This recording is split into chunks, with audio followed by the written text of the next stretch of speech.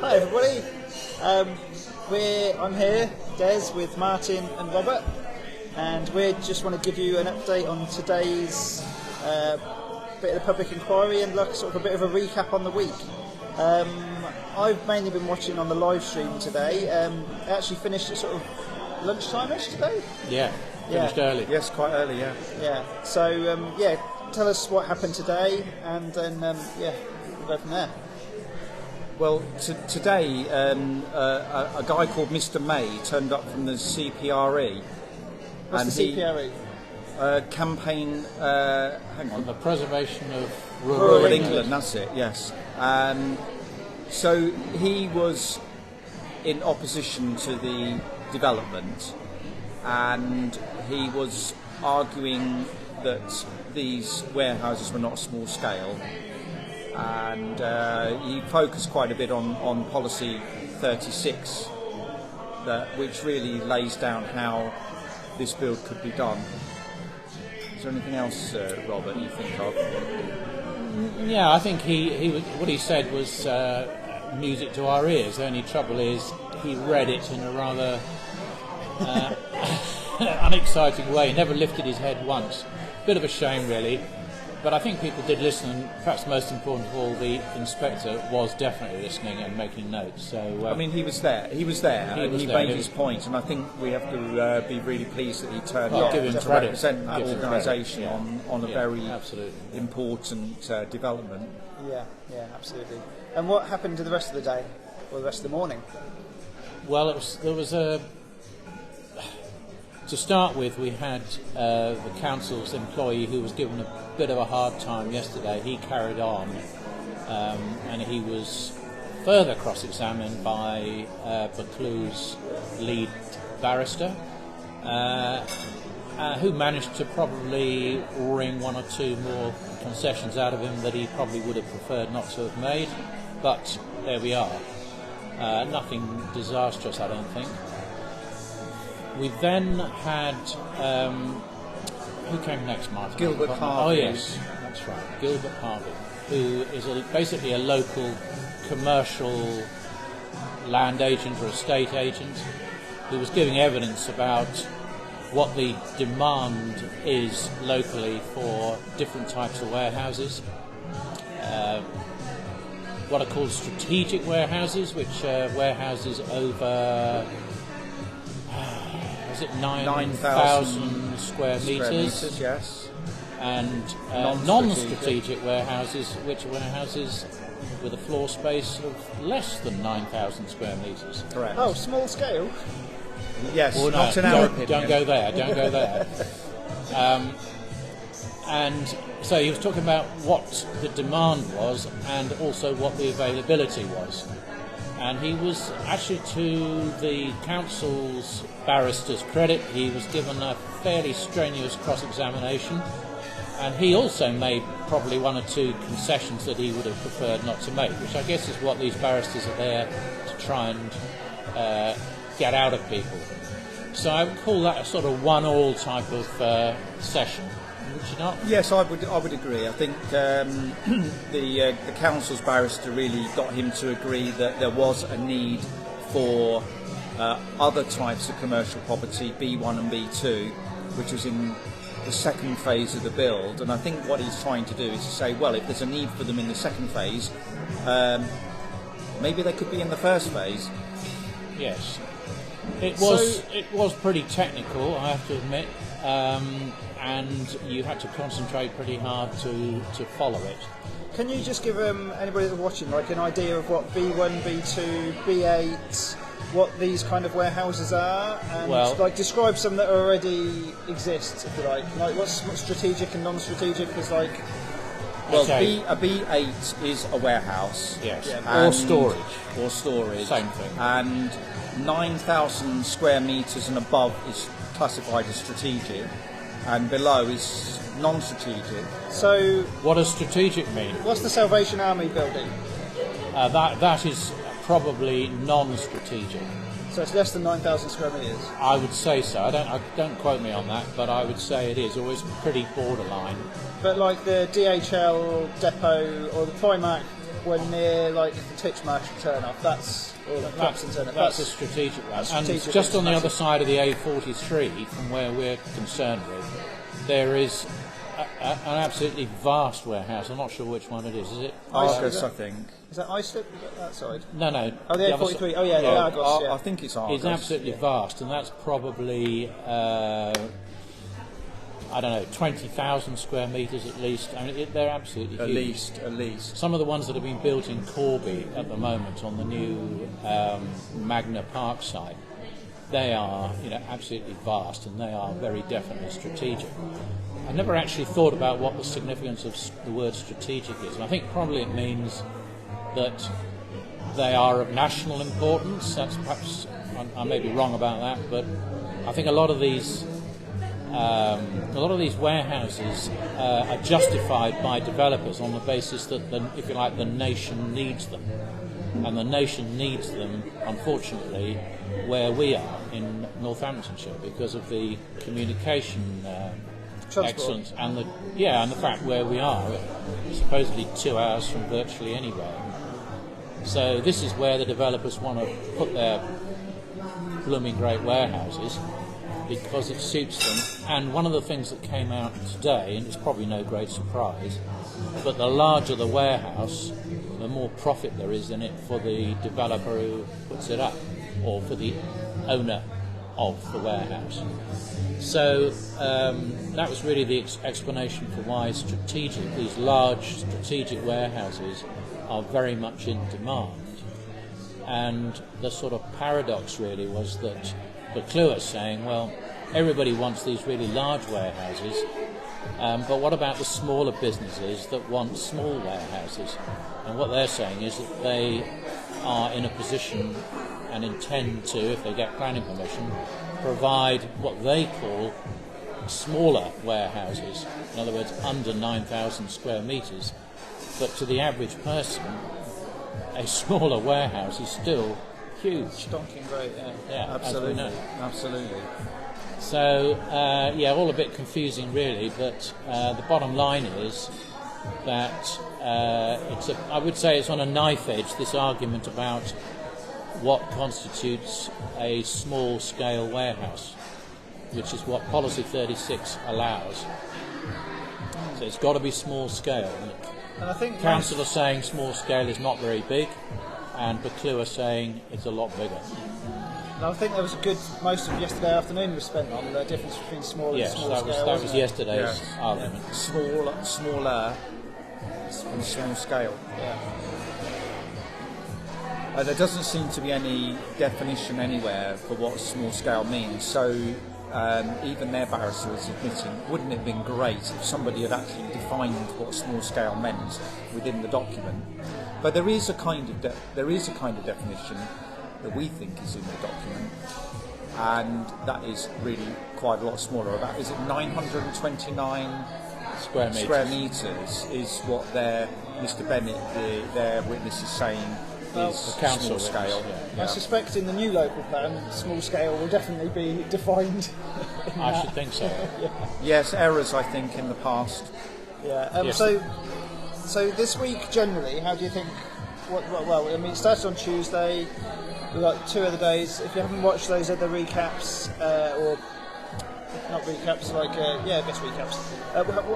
How would you sum this week up? Well, I think the standout for me is the performance of our 3 witnesses. So, on the first day, Tuesday, we had Alison Holland, who was talking about sort of highways-related things, transport, things like the provision of improved bus stops, improved pathways, proper cycle pathways that are actually LTN separate or split. in some Yes, way. split between pedestrian and cyclists into LTN 120 compliant, basically. Thank you, Des. That's worries. very good. You're an expert in this. Well, you are. Well, work with Alison. Yeah. Oh, that's true, Yeah, yes. And things like trying to make the point that travel plans, which are pretty, well, on the face of it, pretty boring-looking documents, but actually very important in the context of trying to get the workforce out of their cars and onto their bikes, or at least onto public transport, if not their flat feet. Because the planning legislation, to its credit, is quite heavily geared towards requiring developers to do things to get people out of their cars. And I think Alison's attitude to this is that most developers just pay lip service to this legislation. They'll produce a travel plan which ticks a few boxes, and where she's coming from is that travel plans are actually live documents which have got to be properly implemented and followed. And I've got to be careful what I say, but maybe her suggestion is that not all the companies that have operations in that part of Kettering have travel plans which they have observed. Let's put it that way. Yeah, absolutely. And so that was Alison. Sorry, I'm hogging That's this. right, That was Alison then, on. Then we had the ecology witnesses, Yes. Adam Riley That was on and Wednesday, wasn't it? Catherine Banham, and of course Adam was bearing witness to the rich diversity of life that we have on the meadow, and the bits surrounding the meadow, where the meadow might be an important adjoining land to where these creatures reside and how they could survive.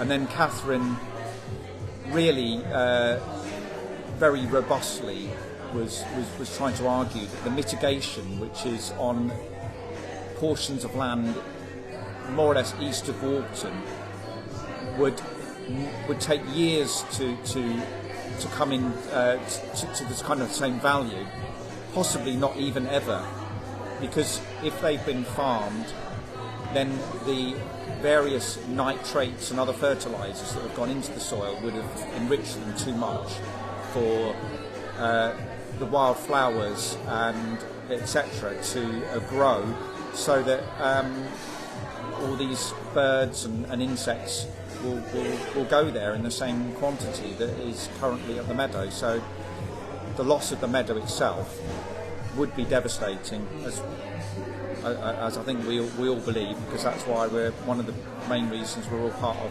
Save Weekly Wood. What I found really interesting was the red listed birds. Obviously, there's quite a lot of red listed birds that have been spotted there, found there, observed and recorded there. When we were talking about red listed birds, the Clues ecologist sort of said that there's the skylarks are red listed, but there's millions of them, so the red listing isn't that. It seemed to imply that it didn't really mean that the much. thing is, I looked at this, and he's using I can't remember the exact place, but he's using an international scale of population, where he's looking across say, for a bird that lives in Europe, the whole of Europe, where maybe the threat isn't as great, but we know in Britain, and particularly in England, we've seen a massive declines in all these species, absolutely massive, particularly between the 1960s and the 1980s. And they're just discounting the devastation that we've had in these numbers within our own country. And what happens here, who knows what's going to happen next in the rest of Europe. I mean, the other bit, there was he kind of said, he implied that because at some points in the year licences are granted to shoot woodcock and grey partridge. Yes, that was. It kind of implied that it didn't matter that they were red listed. Yes, He was a bit casual about.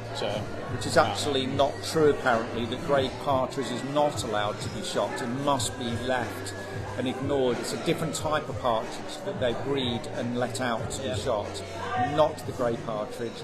And then he talked about woodcock, which apparently there's only one site in Northamptonshire where woodcock are breeding. So, anyway, to get it's back, just so sad. Sorry. We got there. I think the outstanding thing was how great our three witnesses were this week. Indeed. And it's not an easy thing to well, I was going to say stand up, but actually they were able to give their evidence sitting down with a microphone that kept faltering, unfortunately, which never helped. But, under pressure from, not so much the barristers actually, but under pressure from the inspector. Because although he's very fair, he's pretty firm, and, he was giving them some fairly rigorous questions. Not so much Adam, actually, but particularly Catherine and Alison the day before. But they stood up to it very, very well, and were obviously well prepared and very knowledgeable. Indeed. So we're incredibly indebted to them. Whatever the outcome of this is, they've really given it their best shot. You can't ask any more. Yeah, that's Catherine from the Wildlife Trust of Bedfordshire, Cambridgeshire and Northamptonshire. Just as a little note, we're not doing calendars this year because of all this going on, but the Wildlife Trust of BCN are doing calendars, so if you need one, yes, you get one from them. Get one. Anyway, carry on. Great organisation. What else stands out, Martin, from this week? I think I was quite surprised how legal. I mean, it sounds very much, and looks and sounds very much like a sort of big court trial. So the inspector is the sort of the equivalent of a judge, and you've got two King's Counsels, they now are, and one other pretty senior barrister. He may not be a King's Counsel, but he's, I would say, King's Counsel quality. And witnesses are, especially the cross-examination, it's quite tense at times. It is, indeed, yes. Dramatic almost.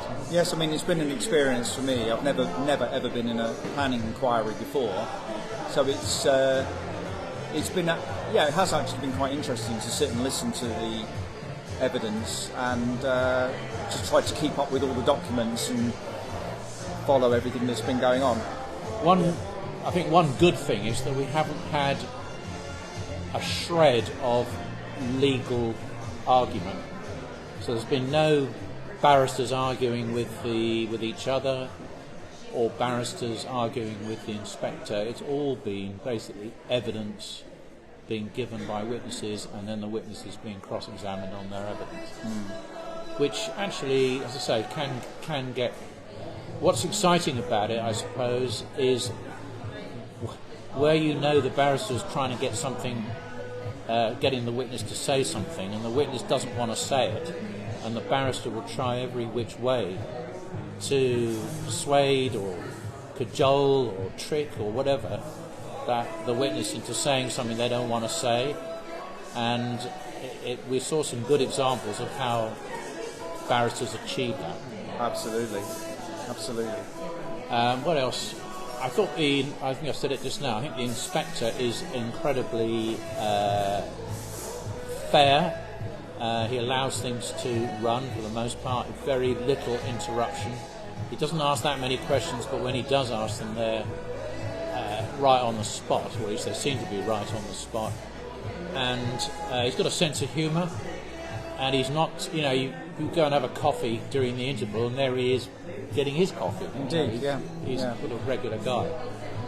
So, I'm maybe naive, but I'm confident that he will provide a fair decision, whether we agree with it or not. Let's hope he... I would also say on that score that he will not intimidate you if you wish to come along as a member of the public on Wednesday evening to talk.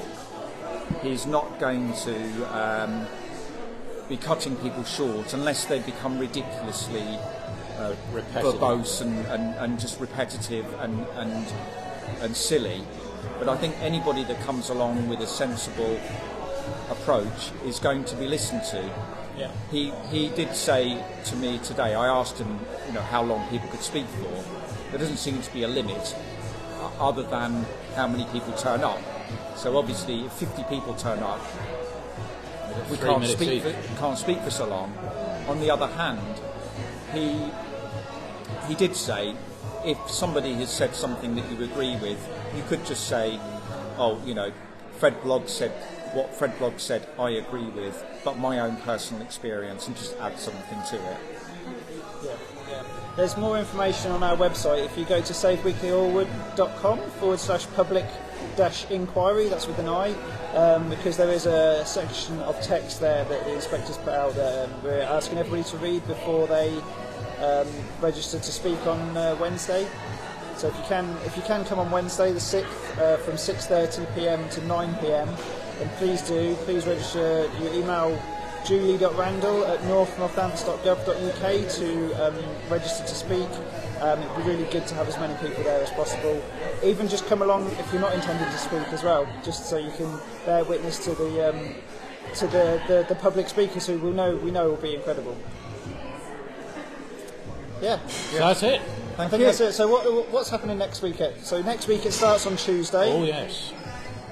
Well, it's a slightly bizarre start on Tuesday. It starts at 10 o'clock on Tuesday morning.